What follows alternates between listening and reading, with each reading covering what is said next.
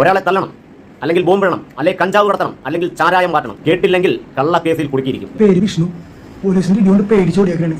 ചെറുപ്പം കമ്മ്യൂണിസ്റ്റ് പാർട്ടിയിൽ പ്രവർത്തിച്ചുകൊണ്ട് ഞാൻ എറണാകുളം ജില്ലയിലെ ആലുവ പറവൂർ റൂട്ടിൽ മനിക്കപ്പടി എന്ന സ്ഥലത്താണ് താമസിക്കുന്നത്.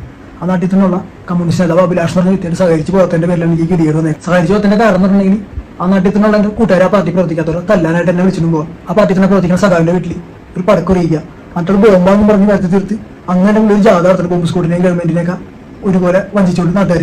ആ പുള്ളി നടത്തുന്ന ലഹരി മരുന്ന് ഇടപാടുകൾ, അതായത് പുള്ളിയുടെ സാന്നിധ്യത്തിൽ അവിടെ കള്ളവാറ്റി നടക്കുന്നുണ്ട്. 9 മണിക്ക് ശേഷം മദ്യക്കച്ചവടം നടക്കുന്നുണ്ട്, പലതും നടക്കുന്നുണ്ട്. നാട്ടിലുള്ളവർക്ക് അറിയാവുന്നതാണ്.